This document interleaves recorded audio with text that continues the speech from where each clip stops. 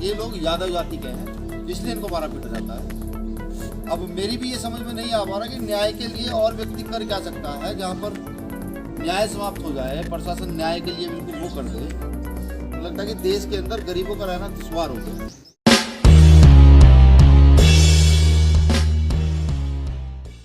सम्मानित साथियों, क्रांतिकारी जय भीम।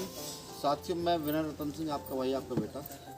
आज हूँ जौनपुर के गांव में, जहाँ पर लगातार राजनीतिक द्वेष के कारण लोगों की हत्या हो रही है, या मैं कहूँ कि जाति के आधार पर हत्याएं हो रही है।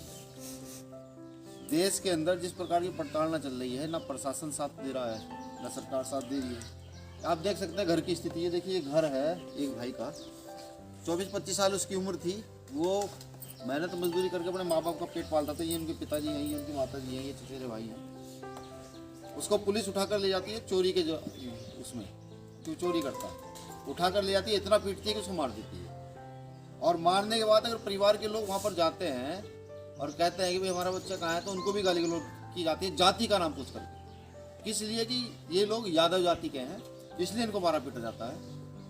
अब मेरी भी ये समझ में नहीं आ पा रहा कि न्याय के लिए और व्यक्ति कर क्या सकता है, जहाँ पर न्याय समाप्त हो जाए, प्रशासन न्याय के लिए बिल्कुल वो कर दे।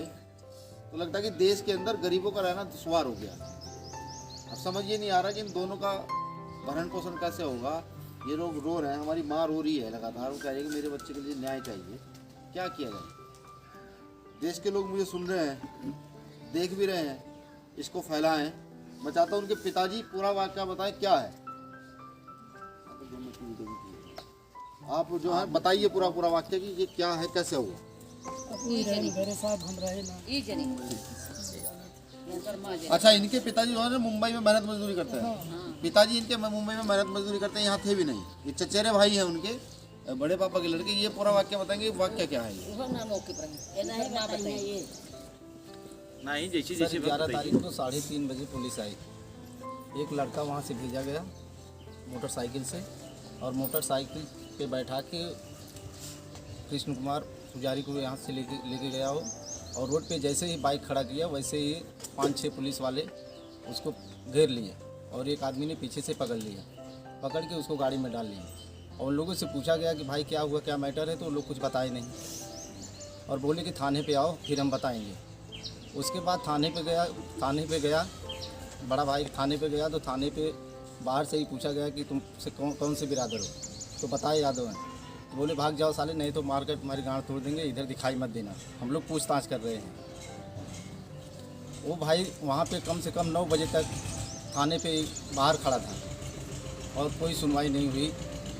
एसपी को भी व्हाट्सएप किया, एसपी को भी फ़ोन किया, तो मतलब हमारे भाई को फर्जी मुकदमे में फंसा दिया जाएगा, ऐसा हो गया है, लेकिन वो लोग भी नहीं सुने। फिर उसके बाद 8:30 बजे पुलिस हमारे घर पे आई।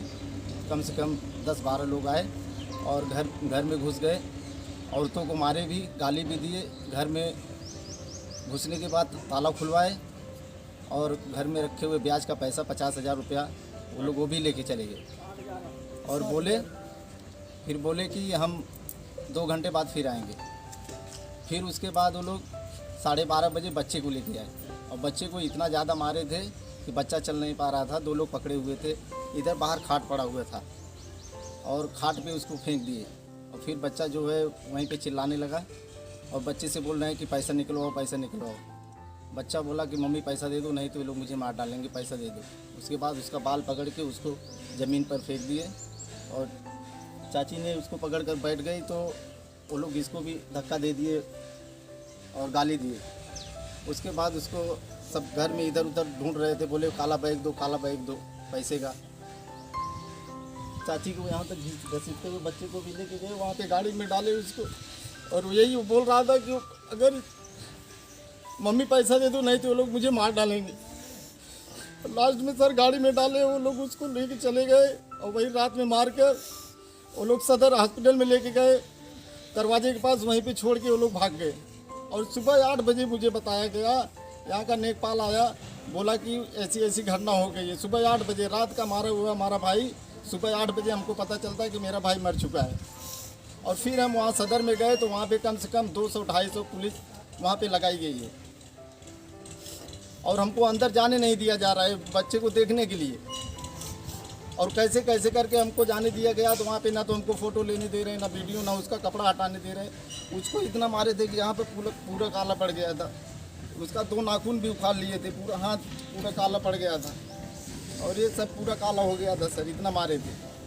फिर उसके बाद थाने पर भी घेराव कर दिए, वहाँ पे 200-250 पुलिस लगा दी। और यहाँ पे सर फर्जी मुकदमा 150 लोगों के ऊपर, हम लोग यहाँ पे नहीं थे, अराजक तत्व तो लोग थे, यहाँ पे चक्का जाम किए, तो यहाँ पर 150 लोगों के ऊपर मुकदमा दर्ज कर दिया गया। बताइए सर, ये कहाँ का इंसाफी है? एड्रेस और एक अपाची गाड़ी थी, वो गाड़ी भी लेके गए, एक मोबाइल थी, मोबाइल भी लेके गए और उसमें फर्जी दिखा दिए कि 63,000 रुपया और 13 मोबाइल बरामद हुआ है।